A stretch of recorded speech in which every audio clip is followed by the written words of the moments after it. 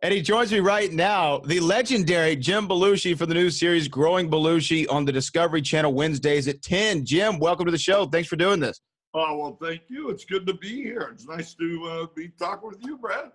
Yeah, no, man, you know, what's crazy, I heard about this show, and maybe 10 years ago, a show like this wouldn't have existed, right? I don't think America would be ready for it. Let's talk about maybe a year ago. Yeah, even that. A year ago. It took me a long time to sell this show. And first of all, Live Nation, you know, Michael Rapino, who runs Live Nation, I went to him.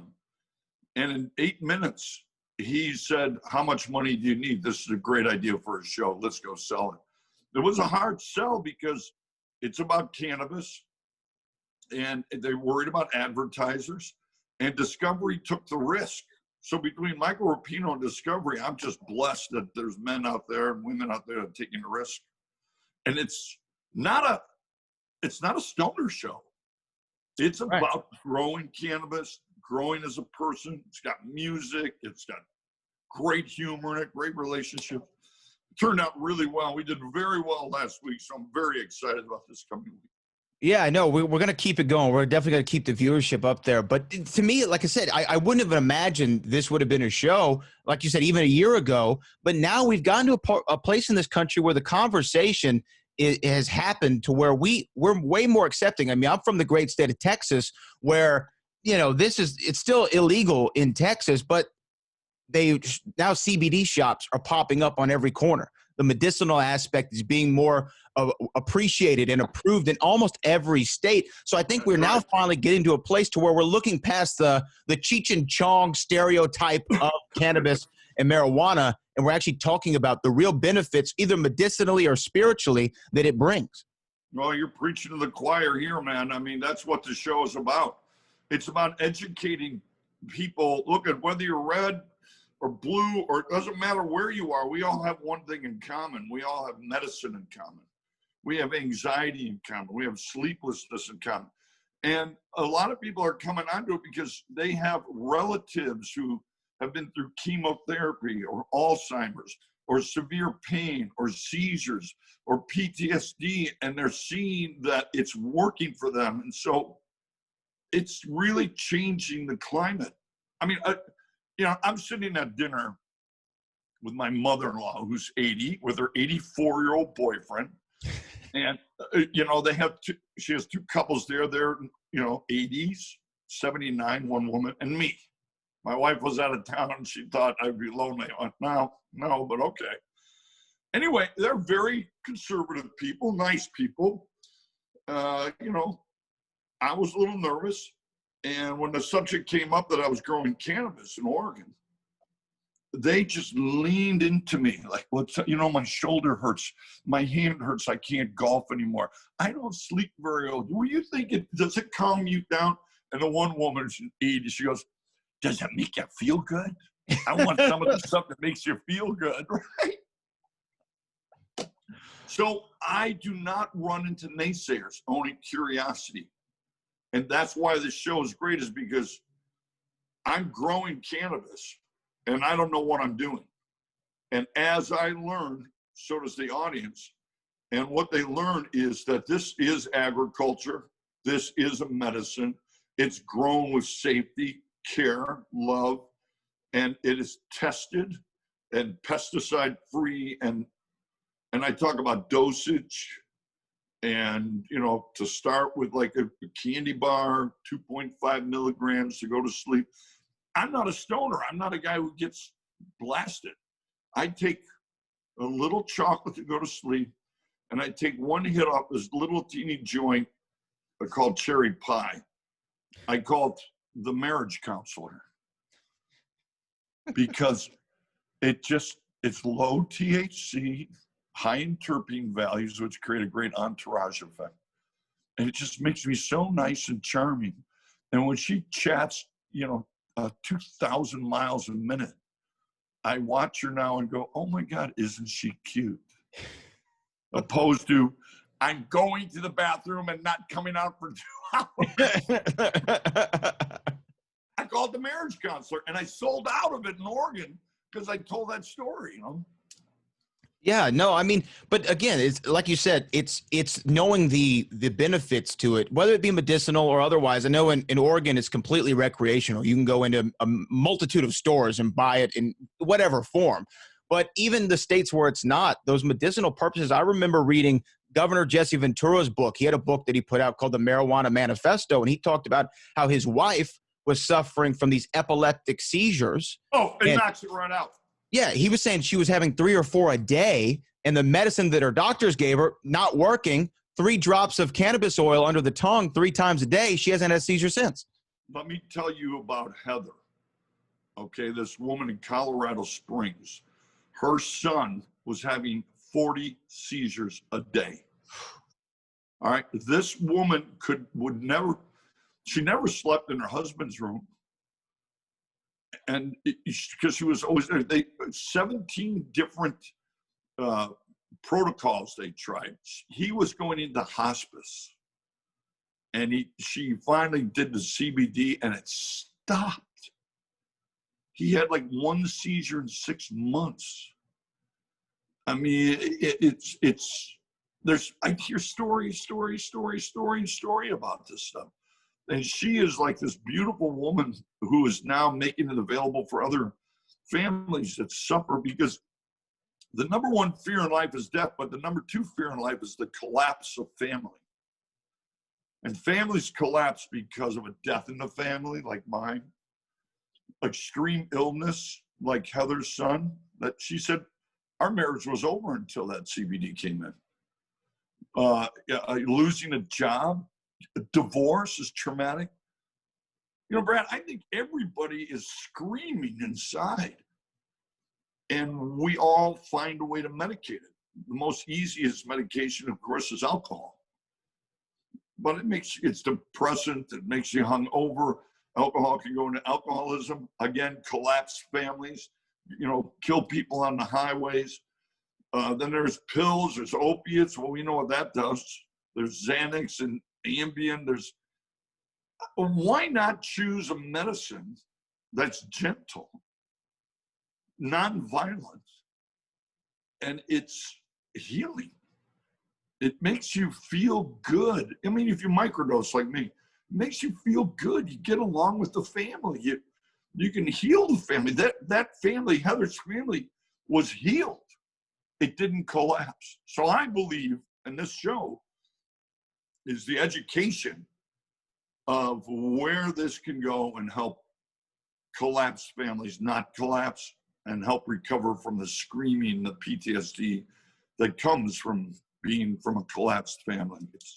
I'm sorry, now you got me preaching it. No, you know what though? And that brings me to a good point, because when you talk about the collapsed family, it's not only just when you lose a loved one or there's a severe illness, it's also when someone gets incarcerated, right? When someone goes away, when dad's taken out of the home or mom's taken out of the home and they're locked up for a marijuana related crime, which happens all over this country. And now several states have it to where it's legalized, yet these prisoners are still in prison for these sentences of a crime that wouldn't be a crime now. Well, I got to tell you, I'm part of the Last Prisoners Project with Steve D'Angelo out of Oakland. There are 40,000 people incarcerated just in the United States for cannabis crimes. And we've been working very hard trying to get Michael Thompson, who was sentenced to 40 to 60 years for 3 pounds of cannabis. He's been in prison for 24 years. Yes, that collapsed his family. And now at 65, he just got COVID and he's in the hospital, the prison hospital in Michigan. And we've been fighting, and the state's attorney just this week, like yesterday, is aware of it and working on it and sending a letter to the governor trying to get Michael Thompson out. But there's thousands of people in there for a nonviolent crime that we are out here profiting, selling, enjoying, and they got nailed for it. So yes, that incarceration is definitely a trauma. Yeah, absolutely. And I just appreciate the work that you're doing trying to get these guys and girls out for these crimes. But it's one thing to say I'm going to do this show, about, growing Belushi. I'm going to do it about the Belushi farm, working on growing this cannabis. But it's another thing to actually do the show and figure out how you're going to make a full season out of it. I experienced this earlier this year. I published my first book. It was about Back to the Future, the movie Back to the Future. And, I sold it to the publisher, and then they were like, I sold the idea. And then they said, okay, go write it. And now I'm thinking, how the hell am I going to write a whole book about this? So, you know what I mean? So for you, when you pitched it and you sold the idea to Discovery, was it like, wait a minute, okay, how am I going to space this out into a full series of shows? You know what? I had the opposite problem. I have been filming stuff on my farm for 3 years.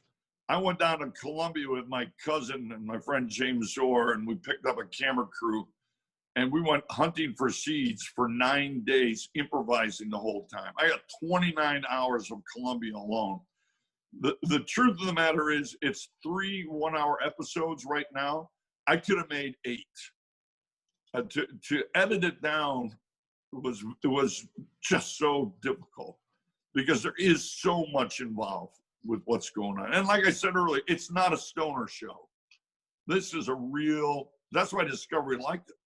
There's real processing in it where you understand everything. And they added bonus of humor, music.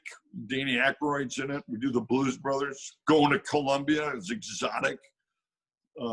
Harvest party with my family. It's just, I know, I honestly, God, I think we could have done 8. So when they pick this up, we'll do a full season. I know I'm doing an opiate trade program in Portland. I'm going to go to Canada. I'm going to go to Israel to do more about the CBDN, CBDG, breaking it down into medicine. I'm going to go down to Jamaica, South Africa. I want to go back to Colombia, and we'll also be in the farm expanding I got tons of stories. I got tons of stories. I can see that. So hopefully we get to see more of them. Again, Growing Belushi Wednesdays at 10 on Discovery. But, you're still in this entertainment sphere. What you're doing it kind of a little bit different now, talking about the cannabis aspect of things. But for me, my oldest brother he's in Chico, California. He became a doctor. He's a psychiatrist. And to me, when your oldest brother sets the bar that high, mom and dad are looking at you like, you better do something, right? We're not going to accept anything less. So I felt that pressure. So I went a different way. I said, I'm not going to follow my brother's footsteps. I'm going to go try something else. So I don't have that comparison. You did. You went Second City, Saturday Night Live, same like your brother John did. Did you ever feel that pressure? Because your brother was such a huge presence in everyone's lives. I would think that might deter me. I understand that question, and no doubt there is certain pressure, but it always came from the outside, not from the inside. I come from a family. My father was an immigrant who, came here and was a dishwasher, a valet parker, and he worked his way up in a restaurant to eventually owning his own restaurant, the cheeseburger restaurant in Saturday Night Live, actually, the Olympia Lunch. And then to steakhouses, and John and I started working for him. And so you have a model in your home of what is possible. So the possibility of running a restaurant was mine. Thank God my dad lost the restaurant. John went into acting, and now I said, okay, there's someone else in the family that's finding a possibility. And they are blazing a road for you to follow. So I looked at it that way. Like, hey, man, when I started singing with the Blues Brothers, Danny forced me to do it. I didn't want to do it. I thought it was too weird. Absolutely not. Absolutely not. It's like a law firm. When one of the partners goes down, the brother takes over. And I go, you're not weird about it? He goes, absolutely not. You'll make a fine Brother Z, not Brother J, Brother Z, you're a shade of blues. Well, I got on stage and started singing, and that crowd went crazy. And I just looked up and I went, thank you, John. Like blazing this music thing, because this is one of the most joyous things I've ever done in my life. So he opened up possibilities. That's the way I look at it. Yeah, you know what? That's a really good way to look at it, because he did, and you were able to also, though, not only follow in his footsteps in certain aspects, whether it be SNL or what have you, but you went and did your own sitcoms. You have this show. You're so successful in so many different ways. I want to ask you this. So in my career in the sports world, you get to meet a lot of cool people. I get to talk to Jim Belushi. I get to talk to all these people. But I had one moment earlier this year where I was like, oh, wow, I'm actually in this. It was in Las Vegas. There was a big heavyweight championship fight. And I found myself face to face, nose to nose with Mike Tyson. And we had a full conversation. He was so warm and welcoming. It wasn't on the air or anything. We were just having a private chat. And I was like, oh, wow, I'm really in this now. What for you was that moment when you were out there in LA and Hollywood, even if you've been in for a few years, where you're either on a set or on a show or right in front of a crowd and you're like, oh, wow, I'm actually here now?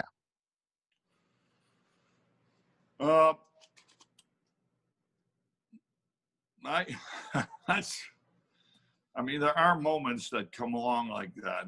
About last night when that was successful.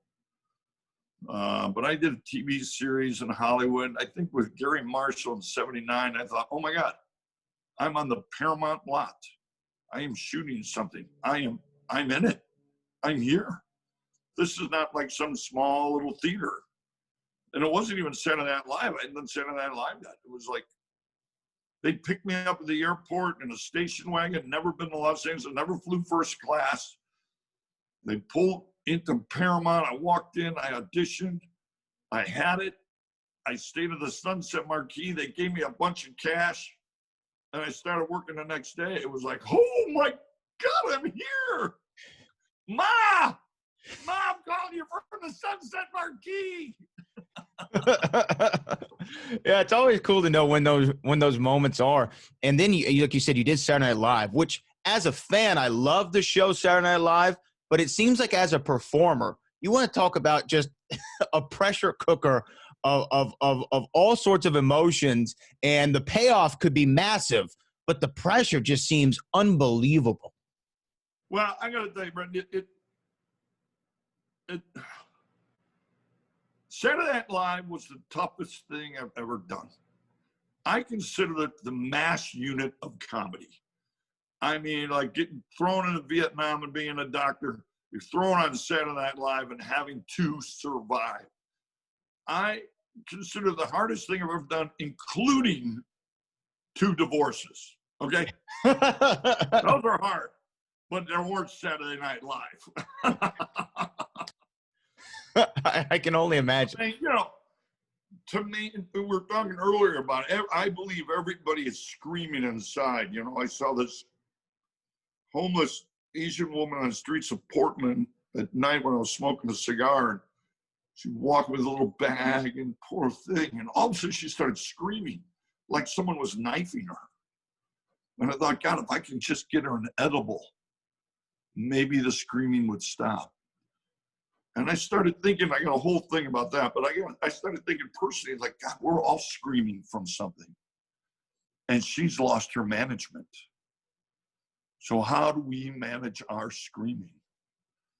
Like I said, the alcohol, the pills. So on Saturday Night Live, when you're in a high pressure situation, to manage your screaming is very difficult.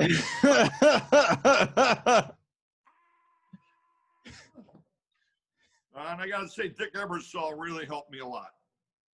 Yeah, the great NBC's Dick Ebersol. That guy's a visionary. I don't think Dick Ebersol gets enough credit for when he had to take over from Lorne, and he came in and he did it like the Golden State Warriors. Huh? He saved the show. He did. And what I was going to say, he came in like the Golden State Warriors, and it was like, hey, who's a free agent out there I can grab right now? Kevin Durant, come on. Steph Curry, play. Let's make a team. Billy Crystal, Christopher Guest, Harry Shearer, Marty Short, kept me on it, kept Eddie on it. He put together a team and brought that show back, and then handed it over to Lauren. Yeah, absolutely. And Lauren does a great job. I mean, Yeah, he's Lorne Michaels. He's a legend. Lorne Michaels is a visionary, and he was smart enough to cast my brother John. So that's all I can say. There you go. You talk about these great shows. Saturday Night Live was one, but I think that you were a part of the last great wave of sitcoms. According to Jim, 8 Simple Rules, like around that time of 01, 02, around that time was the last great wave. And now they don't seem to connect like they used to. Now it's more single camera. comedies, stuff like The Office, things of that nature, Curb Your Enthusiasm. Those traditional sitcoms, they don't seem to click. What do you think it was about your wave that was so successful? Well, remember, there was 9/11. Mm-hmm. Yeah. My show came out on October 5th, a month after 9/11. And it was a family show. It was a nice show. 8 Simple Rules, a nice show. Family, normality. So that time it was just a timing thing. We were a hit show because that's what people wanted after that terror. But then I don't know what's going on with it. I mean, there's no good sitcom until there is one. And then all of a sudden, it's like, wow, they're hard to find. It's chemistry. I got really lucky with Courtney Thorne Smith and Larry Joe Campbell and Kimberly Williams. I mean, we just got lucky with the chemistry. People in sitcoms and TV, I think in performing, I mean, in general, what John told me this. He left Saturday Night Live after 4 years. And I said, John, what are you doing? Honestly, hey, Jimmy, it's like high school, freshman, sophomore, junior, senior year, you got to go. And, I was like, God, I'm a Second City actor. And I go, God, I want to do that. And he goes, why would anybody want to do it after us? He goes, we capture the hearts of America. No one will be able to do that. And the sitcoms now, if you capture the hearts of people, they'll follow you wherever you go. It's like The Odd Couple. You didn't care what they said. You just liked the chemistry and the joy. They made you feel good. And Courtney and I and Larry and Kimberly made people feel good. I'm in the feel-good business. I mean, I perform, I entertain, I make people laugh. Now I'm in cannabis, and I'm trying to perform and entertain people and heal people with stuff that makes you feel good.